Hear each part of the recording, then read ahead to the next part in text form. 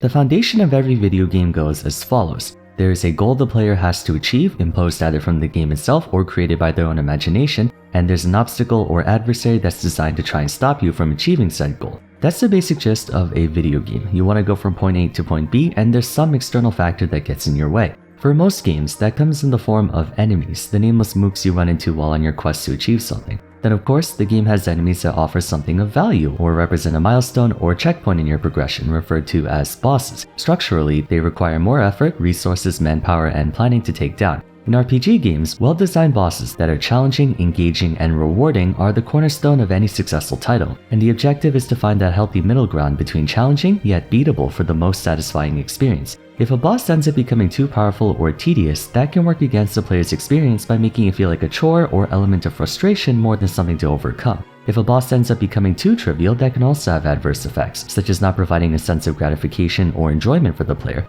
As the thumbnail of the video suggests, I want to talk about Genshin Impact's bosses and discuss a few criticisms I have about them. While we're on the subject of combat though, I want to give a special announcement. This video is brought to you by the new Higan Eruto. Chances are, if you're a big time gacha follower, you may have heard of it recently, just came out. It's made by Bilibili with high quality 2D illustrations and modeling that rival other mainstream anime games. The gist of its narrative is that you take the role of the director, leading castaways through battles in both Fantasyland and reality to save people from delusion and mayhem. As for the gameplay, how it works is you follow your party through a battle and access a loadout of cards, each with an accompanying energy cost that allows said party to perform certain skills. The goal is to use and manage those cards to the best of your ability. Each unit comes with their own set of abilities and properties which offer a near-endless combination of teams and strategies you can make. And the way you draw upon those strategies makes for a game that fits both newcomers and veterans. One character I'm interested in trying out is Rita, mostly because of her design. Not to mention, I'm a sucker for that sword. Higan Eruto had over 2 million pre-registrations before its release a couple days ago, and to celebrate their launch, they're giving away a guaranteed powerful SSR character, which for those of you who don't know gacha lingo is a 5-star just by downloading the game. Also, if you use the promo code on screen, you'll get a special gift package. Be sure to check it out right now and let me know in the comments below what your thoughts are on the new game. For now though, let's get back to Genshin's bosses. Genshin's bosses follow a creed very reminiscent of bosses in MMOs, specific locations on the map that you go to in order to take them on. With almost every new version, there is a new boss, and the incentive of each one is the character ascension material they drop. You have two standard types, normal bosses and weekly bosses. Normal bosses are persistent entities, remaining in a set area on the map and activating when a player steps into the ring, so to speak. When defeated, they spawn a Trance Blossom, costing 40 resin to open in exchange for a variety of goods like artifacts, elemental stones, and ascension materials to name a few. Typically, whatever ascension material a character requires is associated with the boss in the region they hail from. Zhongli's personal material comes from the Geohypostasis in Liyue, Diluc's personal material belongs to the Pyroregisvine in Mondstadt, so on and so forth. Exceptions apply of course, like Mika who has a boss in Sumeru, but you get the idea. A number of bosses in Genshin serve as the keystone of their respective areas and are for the most part the biggest reason the player would want to investigate and explore their region in the first place, which I think is a nice touch as it adds geographical significance to exploring every area, even the ones that aren't required to be explored fully in the Archon quest. For normal bosses, you're expected to fight them a number of times. Seeing as they're the only means of acquiring character ascension materials, the game implicitly mandates you to unlock every single one, and if you have the wherewithal to possess every character, you'll eventually have to face all of them to max out all your units. With your normal enemies like the Hilichurls, Treasure Hoarders, and Slimes being extremely easy to take down, bosses were and still are the only main challenge you have in the game outside of Spiral Abyss. Every world boss takes place in a wide open circular arena, and every boss has a gimmick to them that either renders them immune to attack until you do something or follows a set rotation of attacks before giving you the opportunity to strike back. With them being divided into elements as well, reactions and type matchups greatly influence their threat level. For example, when fighting the Pyrohypostasis and Regisvine, it's implied you'll want to field a team around Hydro. Against Cryo, you want a team of Pyro, stuff like that. Back in version 1, they tried to keep bosses very elementary just to give players a taste of what to expect. When you look at the Cryo Regisvine compared to the newest Regisvine being Electro, the latter is a bit more sophisticated in mechanics, even if they share the same weak point. Same goes for non-duplicate bosses. The Golden Wolflord and Thunder Manifestation were initially way more challenging to take down than the Oceanid, and it got even more challenging when Sumeru brought us the Tomb Guard and the Cetic Weenut. At least I think that's called the Weenut. The weekly bosses echo the same trend. Dvalin and Andreas are far easier to beat than Scaramouche and Shogun, but that's to account for the fact we've been playing the game a lot longer and are more equipped to handle more challenging content. Now, I don't know about you guys, but even after talking about the growing difficulty and complexity of bosses, there's a problem with them. or rather several problems with them. Bluntly speaking, Genshin's bosses are both too easy and meaningless, even the new ones. This probably isn't a hot take, as I'm sure many of you share the same opinion, but after I would say the 6-month point when we all maxed out our world levels, these bosses feel just as trivial as any random hill but with extra steps, and it sort of puts a damper on the game's experience. As mentioned at the start of the video, bosses in a game are meant to serve as a checkpoint or milestone of sorts. They represent a momentous occasion for the player before they advance to the next step in their adventure. Pokemon, for example, illustrates this via their gym leaders and eventually the Elite Four, while implementing a few non-sequential bosses like the leader of the evil organization running amok in that region. Even though Pokemon is relatively easy, there's an imposed degree of challenge, usually in the form of their Pokemon's levels. No matter how skilled you are at the game, you still have to work towards making your team strong enough to take on whatever gym is next in line. Genshin Impact doesn't have a progressive difficulty curve as the game is meant to be played endlessly. There's no start and end point. Instead, the strength and accompanying challenge of the boss is affected by the character's world level, a universal difficulty parameter that makes enemies more challenging the higher said parameter goes in exchange for more or better rewards. With the game allowing only a limited amount of progression each day, assigning a static level and difficulty to every boss is anything but a good idea. Year 1 players will always be further ahead in progression than Year 2 since they had a full year extra to play. The world level mechanic is meant to be considerate of a player's circumstances, and so they can adjust the difficulty at their own discretion. But even when turning the world level all the way to the max, bosses are ridiculously easy for players who've been playing for a while, and frankly, even for those who haven't as well. It's gotten to the point where a fully geared team can steamroll a boss in a matter of seconds provided they don't have invincibility frames. Theoretically, the world level is supposed to scale every boss and enemy in difficulty to maintain that consistent challenge, but I feel like it's failing to do that. A lot of this is a result of Genshin following the early game hell trope, where the early part of a video game is often the hardest due to the lack of resources, skills, money, equipment, characters, etc., lack of opportunities to grind or acquire said materials, and lack of experience with the game's mechanics. Then towards the mid to late game, the rate at which the player improves in strength begins to outpace the rate at which content gets more difficult. That being said, the game should still try its best to match a player's rate of progression as closely as possible for them to stay challenged and motivated. This is where Genshin fell short. They release new bosses almost every version, and yet each one of them feels as easy to one-shot as the ones that came before, often resulting in whatever unique mechanics or phases that boss may have to not even occur since they die so fast. The unfortunate part is that a noticeable amount of thought is put into these bosses, and yet all of that is made irrelevant because you can power through them with stats and big damage. There are so many ways to amplify your team's DPS and survivability that floor 12 chamber 3 enemies, which are level 100, can be cleared in under 60 seconds if you have the right team, which has me convinced even if they added a floor 13 with level 110 enemies, we would still be able to run through them with a team of 90s just because the means to complete the game's content are far more advanced than the content itself, when it really should be the other way around, or at the very least evened out. Does that mean the solution to bosses being too easy is to increase the world level?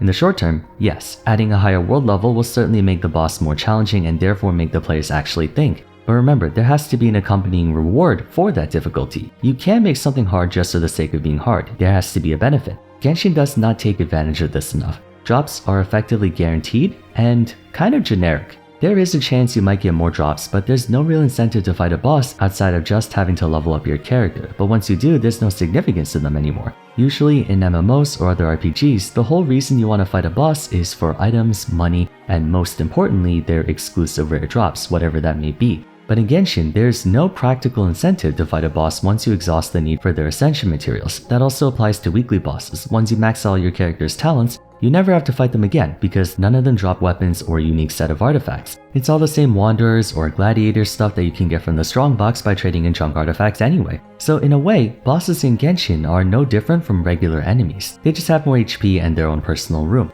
Some of you might try to argue that Genshin was never meant to be like, MLG tryhard sweaty gamer, and that I shouldn't compare it to an MMO because Genshin is a casual game, not something you have to grind for hundreds of hours. While that is true from a technical standpoint, I'm not saying we need 30-man raids that take hours on end just to complete one run. In fact, that's what the world level mechanic is for, to let players have control over how challenging they want the game. For those who want a more mellow and laid-back experience, they can choose a lower difficulty provided they're okay with less rewards. Those who want a more challenging experience can opt into that and have higher rewards. Moreover, difficulty in and of itself is only a small problem with Genshin's bosses. As stated earlier, there should be incentives for players who do want a challenge or to grind for a long time. Throughout the past 2 years, I've heard comments from players who detest the idea of raising Genshin's difficulty because that only makes bosses take longer to kill and as a result make them more tedious to fight. But that's only because there's nothing to strive for besides leveling materials, nothing that encourages you to take on a boss or adds excitement to it. Fighting them wouldn't feel like a chore if there was something, anything you could work towards. And besides, refighting a boss doesn't always correlate to increased tedium if there's a big enough reason to do so. You can design the most aggravating, annoying, and unenjoyable boss fight in the world, but players will still willingly fight it if there's an item, weapon, or drop that makes it worth it.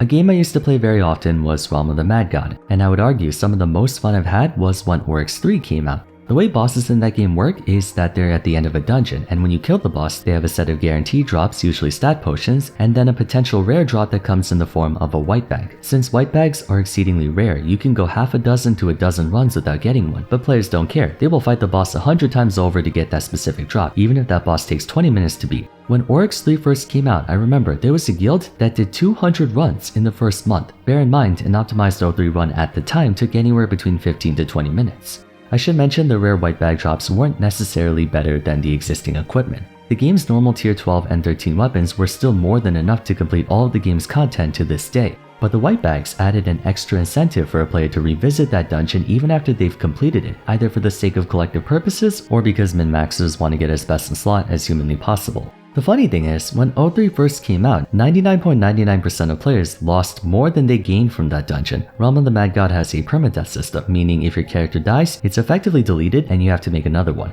The average player, I think, lost about 5 to 8 fully maxed characters before they cleared their first Oryx 3. But the challenge made it all the more gratifying when we finally took it down for the first time. Up until that point, dungeons were brain dead easy. Oryx 3 was hard, but not unbeatable. Genshin's bosses suffer from being both mind-numbingly easy and unfulfilling, which is why players see them as a chore. I know I'm a broken record with the whole hardcore versus casual debate, but I've said this before, I'll say it again. It's one thing to make a game designed to be casual and add casual constraints to it. It's another to make a game that's supposedly meant to be casual, but then have the same grind experience you would expect to see in a game for hardcores. If Genshin was meant to be a casual game, why even add stuff like artifacts or waste to upgrade characters in the first place? On a side note, I find the casual versus hardcore thing to be completely asinine. They're not mutually exclusive. People argue against making Genshin more difficult because that would alienate the casual player base who either doesn't have the motivation, interest, or time to spend on a game. But that's based on the notion that casual players are turned off by challenge. Challenge is what makes a game fun. It's just that hardcore players require a greater challenge than casual ones, but that doesn't mean casual players don't want a challenge. By that logic, every casual player should only play Animal Crossing or Minecraft on peaceful mode. Even casual players stand to benefit from the game being challenging. That's the whole reason we play video games. And that's the thing, Genshin has no challenge, either in terms of difficulty or something to strive for. At its core, it's an action RPG. The quality of an action RPG lies in its combat systems and mechanics, which to its credit are fantastic, the characters, which aside from a few outliers is also fantastic, and most of all, the enemies and goals to achieve. They nailed the first half of the equation but completely botched the second half. Action RPGs are nothing without meaningful challenge and meaningful reward. That's why a lot of players get bored of the game after finishing the latest quest, because there's legitimately nothing to do other than use up your resin and that's it. There's a few other nitpicks I can go over, like how I don't enjoy that every boss battle takes place in an open flat room like Sword Art Online, and how there's no real comprehensive strategy other than just spamming attacks. But I wanted to mostly focus on the two core problems. Bosses are too easy relative to how strong we can make our characters, and there's no worthwhile reason to keep fighting a boss once you finish upgrading your characters, giving players nothing to do besides sit and wait for the next update. Also, I feel like fixing those two problems would indirectly fix others too. In my video on the problem with weapons, I talked about how players who can't afford to pull for both the 5-star character and their weapons are shit out of luck. There are no 5-star weapons available in-game. Giving them to world bosses, or at the very least weekly ones, would not only solve the issue of free-to-play players having decent weapons, but also solve the issue of the lack of motivation to fight bosses. Increasing the difficulty of a boss could also give players a reason to want to play co-op. To my knowledge, a team of 4 players piloting one character each can do more damage than a single player with a team of 4 characters, as that's 4 on-fielders versus only 1. That accelerates how fast you can clear a boss, while also adding a reason to play co-op, which is a heavily underutilized function. It feels like a lapse in common sense to me. I don't understand why they choose to ignore this.